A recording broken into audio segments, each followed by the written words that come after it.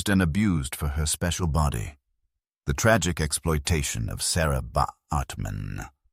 Imagine a world where human beings were put on display, not for their talents, but for their very bodies, their existence reduced to a spectacle. What if every secret you believed about the dawn of the 19th century, about the supposed enlightenment of European society, was a carefully constructed lie designed to hide a horrifying truth? Everything you've been told about progress and civility during that era is about to be shattered. This is the story of Sarah Baartman, a woman whose life became a brutal exhibition, a tragic symbol of colonial exploitation. Her journey began not in a bustling metropolis, but in the quiet, arid landscapes of what is now South Africa. She was a young woman, perhaps in her early 20s, when a man named Hendrik Cesars, a fellow Khoi, approached her. He spoke of opportunity, of wealth to be found across the ocean in England, a land where her unique appearance, he claimed, would be celebrated. He painted a picture of a new life, free from the hardships of their homeland, a life of comfort and recognition. Sarah, desperate for a better future, for a chance to escape the grinding poverty that gripped her community, listened intently. She believed him. This was her moment, her chance at a grand transformation, but what happened next changed everything, not for the better, but into a nightmare from which she could never awaken. The promise of prosperity quickly dissolved into a chilling reality. Upon her arrival in London in 1810, Sarah discovered the true nature of Cesar's proposition. She was not to be celebrated as a human being, but to be gawked at, stripped bare, and displayed as an exotic curiosity, a living exhibit. Her body, specifically her steatopygia, a genetic trait common among Khoisan women, became the focal point of a grotesque circus. She was paraded before insatiably curious crowds, her dignity systematically stripped away with each passing day. The very features that made her unique were twisted into a horrifying spectacle, a source of perverse entertainment for the so-called civilized world. How could humanity sink to such depths? And what desperate act would Sarah attempt to reclaim her stolen self? The ship's journey across the Atlantic was a harrowing ordeal for Sarah Baartman. Crammed into a suffocating berth, she endured weeks of relentless pitching and rolling, the stench of unwashed bodies and stale air a constant companion. Each day brought a new wave of despair, as the vast, indifferent ocean stretched endlessly before her, a liquid prison. She clung to the faint hope that London, this promised land, would offer a shred of dignity, a chance at a life beyond the constant degradation she had known. Upon arrival, however, the grim reality of her situation became starkly clear. She was not a guest, nor an employee with rights, but a spectacle, an object of perverse curiosity. Her new manager, a showman named Honai Iro, wasted no time in parading her before eager crowds. The London exhibition halls were a cacophony of jeers and gasps. Sarah Baartman was forced to stand on a raised platform, her body, particularly her buttocks and genitalia, exposed for public scrutiny. Men and women alike paid good money to prod and poke her, to marvel at what they considered her exotic features. The humiliation was a suffocating blanket, heavier than any physical chain. One evening, after a particularly grueling day, Sarah Baartman found herself alone, the sounds of the bustling city muffled by the thick walls of her temporary lodging. A young, seemingly sympathetic woman, a maid named Eliza, approached her with a cup of tea. Eliza spoke softly, her eyes filled with a pity Sarah had not encountered in months. She confided that there were abolitionists in London, people who fought against such cruel exploitation. Eliza even hinted at a lawyer, a man who might be willing to take Sarah's case, to challenge the legality of her contract. A flicker of hope ignited within Sarah Baartman, a fragile ember in the cold darkness. The very next day, a summons arrived, not from a lawyer, but from the courts. Reo, sensing the shifting public sentiment and perhaps fearing intervention, had preemptively sought to legitimize his ownership. The legal battle that ensued was a cruel farce. Sarah Baartman, barely understanding the rapid-fire legal jargon, was made to testify. Rao's lawyers painted a picture of a willing participant, a woman who had freely consented to her exhibition, even claiming she enjoyed the attention. The court, swayed by the prevailing racial prejudices and the legal loopholes of the time, ruled against her. The false hope Eliza had offered, the brief moment of potential salvation, dissolved into bitter ashes. Sarah Baartman remained enslaved, her body still a commodity, her spirit further crushed by the brutal machinery of the law. The legal system meant to protect had instead cemented her captivity, ensuring her continued torment. The court's ruling, a cruel echo of her powerlessness, solidified Sarah's despair. Her owner, Ro, now emboldened, tightened his grip. He began exhibiting her more frequently, pushing her to endure longer hours, often in colder, less accommodating venues. The crowds, once merely curious, grew more aggressive, their prods and pokes evolving into outright assaults. Sarah's body, her only perceived value, became a battleground, a canvas for their depraved fascinations. One particularly brutal afternoon, a group of rowdy men, fueled by drink, attempted to strip her completely, their leering faces inches from hers. Sarah, summoning a strength she didn't know she possessed, fought back, a raw, guttural cry escaping her lips. The scuffle drew the attention of a quiet, unassuming man in the back of the crowd, a botanist named Georges Cuvier. He observed the scene with a chilling detachment, not pity, but a calculating interest. Cuvier, a renowned anatomist, saw not a woman, but a scientific specimen. He approached Ro, not with condemnation, but with an offer. He proposed a scientific study of Sarah's anatomy, promising Ro a substantial sum and the added prestige of contributing to enlightened European knowledge. Ro, ever the opportunist, readily agreed. Sarah was transferred from the chaotic exhibition halls to the sterile, intimidating environment of the Muséum National d'Histoire Naturelle in Paris.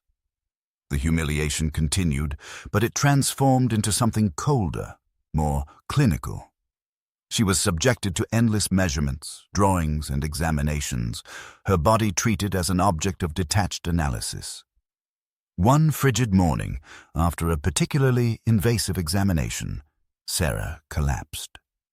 The years of abuse, the constant exposure, the psychological torment had taken their toll. Her cough, a persistent nuisance, worsened into a rattling gasp. The museum staff, concerned only with the preservation of their specimen, called for a doctor.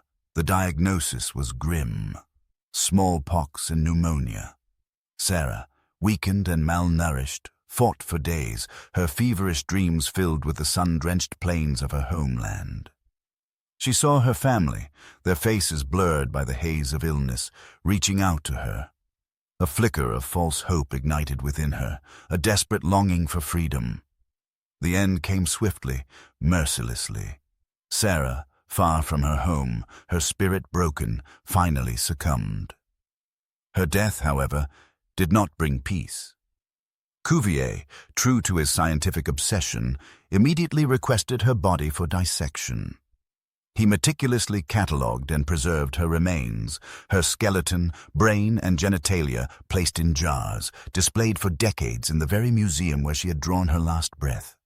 Her torment continued even in death, her body still used, still abused, a permanent, grotesque exhibit.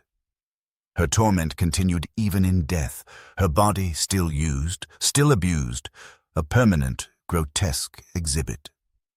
For decades, Sarah's remains lay dismembered, an anatomical oddity in a glass jar, a morbid testament to the scientific racism of the era.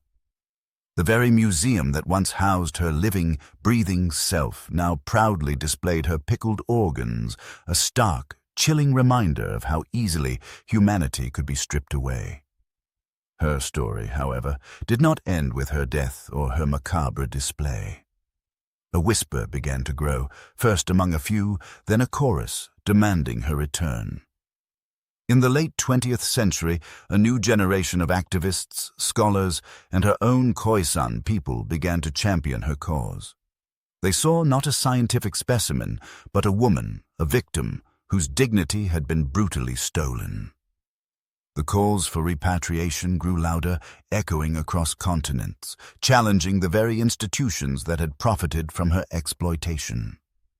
France, the nation that had housed her remains for so long, resisted.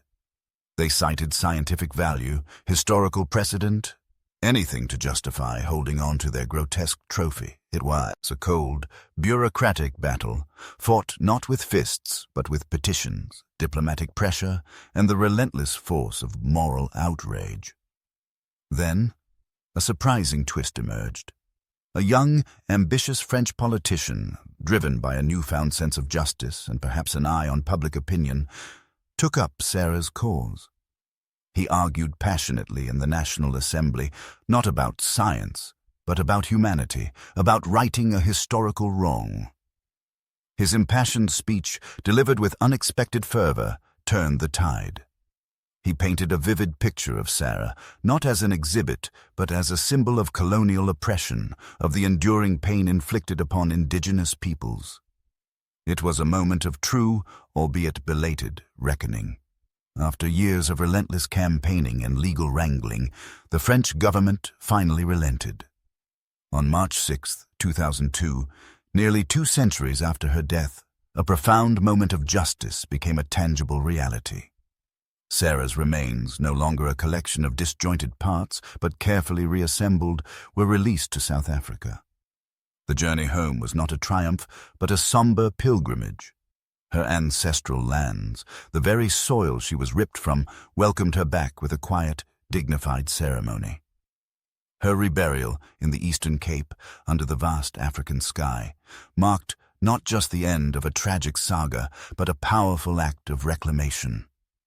It was a moment of collective healing, a defiant assertion of dignity against the backdrop of historical abuse.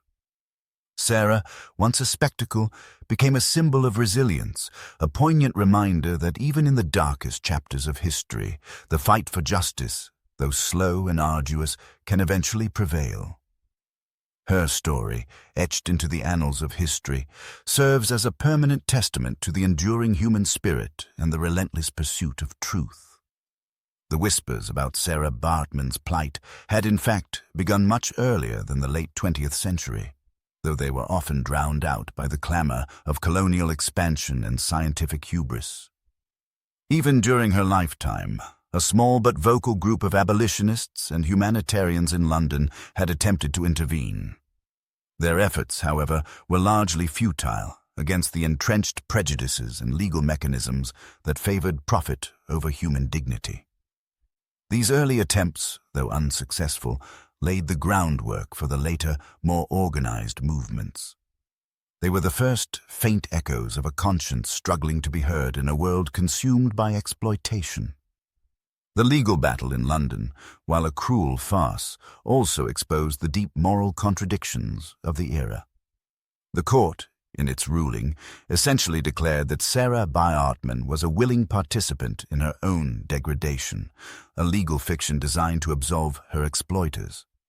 This legal precedent, that a person could consent to their own dehumanization, became a chilling justification for similar abuses across the British Empire. It wasn't just about Sarah. It was about establishing a framework where the powerful could legally exploit the vulnerable under the guise of contract and consent. The court's decision sent a clear message.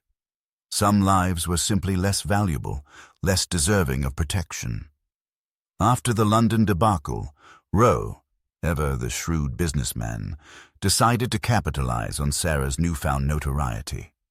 The court case, though a defeat for Sarah, had inadvertently amplified her story, turning her into a macabre celebrity. He began to tour her more extensively, taking her to various provincial towns across England and then, crucially, to Paris. The move to France was a calculated risk, but Rowe believed the French, with their different cultural sensibilities and scientific fascinations, would offer a fresh, lucrative market for his exotic exhibit. He was not wrong. Paris, the supposed heart of European enlightenment, embraced the spectacle of Sarah Baartman with an even greater fervor than London. Here, her exhibition took on a more scientific veneer.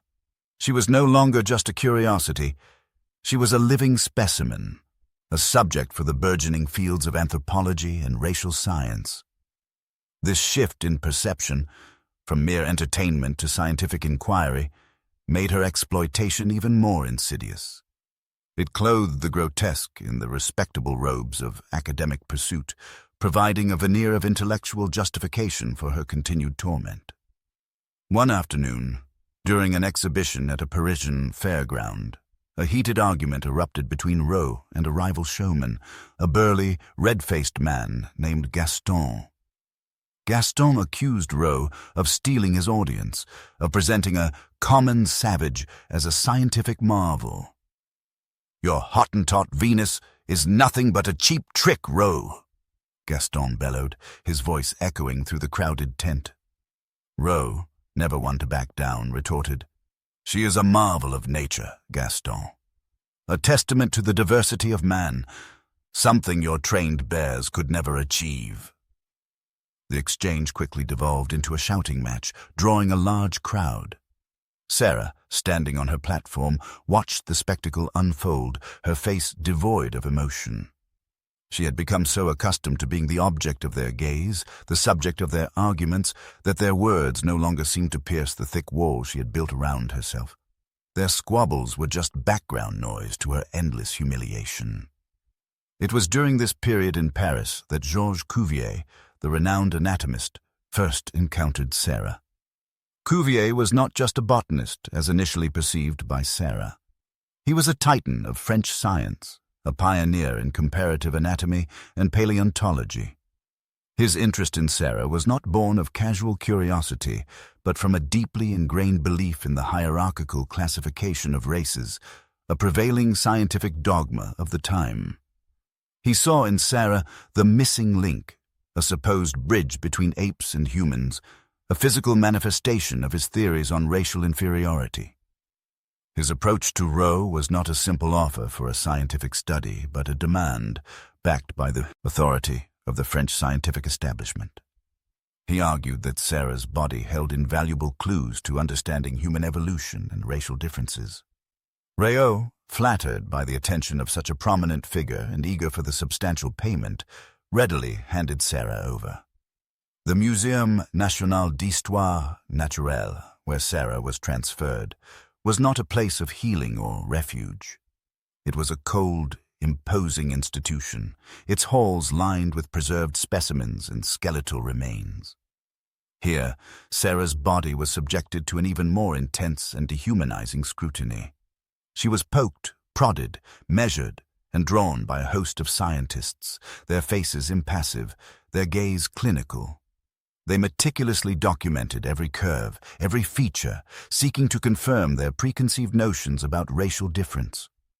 Her steatopedia, once a source of cultural pride among her people, became the primary focus of their perverse fascination, dissected and analyzed as a marker of her supposed primitivism. During one such examination, a young, earnest medical student named Antoine, newly assigned to Cuvier's team, found himself deeply disturbed by the proceedings. He had always believed in the objective pursuit of science, but witnessing Sarah's quiet suffering, her eyes hollow with despair, chipped away at his convictions. He saw not a specimen, but a human being, trapped and tormented. One evening, after the other scientists had left, Antoine approached Sarah. He spoke to her in halting, respectful tones, offering her a glass of water and a piece of fruit. He asked her about her home, about her family, questions no one else had bothered to ask. Sarah, surprised by his kindness, spoke softly of the vast plains, the familiar sounds of her village, the warmth of her mother's embrace. For a fleeting moment, a connection formed, a fragile bridge of shared humanity in the sterile, dehumanizing environment. Antoine, moved by her stories, resolved to find a way to help her, to expose the barbarity disguised as science. He began to discreetly gather evidence, documenting the invasive procedures and the callous disregard for Sarah's well-being. Antoine's efforts, however, were tragically cut short. Cuvier, a man of immense power and influence, was not one to tolerate dissent or questioning of his methods. He noticed Antoine's increasingly withdrawn behavior, his quiet defiance. One morning, Antoine was found dead in his apartment, an apparent suicide. The official report cited melancholy and overwork. But a few of Antoine's close friends, fellow students who had also grown uneasy with Cuvier's practices, whispered of foul play, of a convenient silencing. The incident sent a chilling message through the scientific community. Question Cuvier, and you risked more than just your career. This unexpected twist, the sudden death of her only potential ally, extinguished the last flicker of hope for Sarah. She was now truly alone, utterly at the mercy of her captors, the years of abuse, the constant exposure to the harsh European climate, and the psychological torment had indeed taken their toll on Sarah. Her body, once a source of fascination, was now a vessel of suffering. The cough that had plagued her for months worsened, becoming a deep, rattling gasp that shook her frail frame. The diagnosis of smallpox and pneumonia was not just grim. It was a death sentence for a woman already weakened by malnutrition and despair. She lay in a small, cold room within the museum, her feverish dreams a cruel kaleidoscope of her distant homeland. She saw the familiar faces of her family, their smiles blurring into the haze of illness, their hands reaching out to her, pulling her towards a freedom she would never touch. The false hope that had briefly ignited within her, the desperate longing for escape, flickered and died with each shallow breath. Sarah's death was not a release, but merely a transition to a new form of exploitation. Cuvier, with a chilling lack of remorse, immediately requested her body for dissection. His scientific obsession knew no bounds, extending even beyond the grave. He meticulously catalogued and preserved her remains, her skeleton, brain, and genitalia, placed in jars filled with formaldehyde, displayed for decades in the very museum where she had drawn her last breath. Her torment continued even in death, her body still used, still abused, a permanent, grotesque exhibit. This macabre display served as a chilling testament to the scientific racism of the era, a stark reminder of how easily humanity could be stripped away and commodified. For nearly 2 centuries, Sarah's dismembered remains lay in the Muséum National d'Histoire Naturelle, an anatomical oddity in a glass jar. The museum, once a symbol of enlightenment, became a monument to her enduring suffering. Her pickled organs, a stark, chilling reminder of the barbarity she endured, were proudly displayed as scientific trophies. Yet, even in this state of perpetual desecration, Sarah's story refused to be silenced. A whisper began to grow, first among a few, then a chorus, demanding her return. This wasn't just about a woman's body. It was about the reclamation of dignity, the dismantling of colonial narratives, and the recognition of indigenous rights. The calls for repatriation intensified in the late 20th century. Activists, scholars, and most importantly, her own Khoisan people refused to let her story fade into obscurity. They saw not a scientific specimen, but a woman, a victim, whose dignity had been brutally stolen. They launched a relentless campaign, echoing across continents, challenging the very institutions that had profited from her exploitation. France, the nation that had housed her remains for so long, resisted fiercely. They cited scientific value, historical precedent, and the preservation of knowledge as justifications for holding on to their grotesque trophy. It was a cold, bureaucratic battle, fought not with fists, but with petitions, diplomatic pressure, and the relentless force of moral outrage. The French government, entrenched in its colonial legacy, saw the repatriation as an admission of guilt, a potential opening for other demands for restitution. However, the tide began to turn with the emergence of a young, ambitious French politician. His name was Jean-Jacques Aragon, and he was the Minister of Culture and Communication. Aragon, driven by a newfound sense of justice and perhaps an astute understanding of public opinion, took up Sarah's cause. He saw in her story not just a historical injustice, but a powerful symbol for modern France, a chance to reconcile with its colonial past. He argued passionately in the National Assembly, not about science, but about humanity, about righting a historical wrong. His impassioned speech, delivered with unexpected fervor, resonated deeply. He painted a vivid picture of Sarah, not as an exhibit, but as a symbol of colonial oppression, of the enduring pain inflicted upon indigenous peoples. He declared that holding on to her remains was a stain on France's conscience, a perpetuation of the very dehumanization she had suffered. It was a moment of true, albeit belated reckoning, a public admission that the scientific pursuit had, in this case, crossed a moral line. The political will, once absent, now solidified. After years of relentless campaigning and legal wrangling, the French government finally relented. On March 6, 2002, nearly 2 centuries after her death, a profound moment of justice became a tangible reality. Sarah's remains, no longer a collection of disjointed parts, but carefully reassembled, were released to South Africa. The journey home was not a triumph in the traditional sense, but a somber pilgrimage, a quiet act of healing. Her ancestral lands, the very soil she was ripped from, welcomed her back with a quiet, dignified ceremony. Her reburial in the Eastern Cape, under the vast African sky, marked not just the end of a tragic saga, but a powerful act of reclamation. It was a moment of collective healing, a defiant assertion of dignity against the backdrop of historical abuse.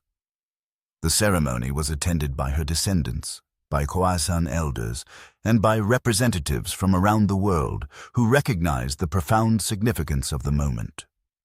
There were no grand speeches, no triumphant declarations, just the quiet rustle of the wind through the grasses, the mournful songs of her people, and the shared tears of sorrow and relief.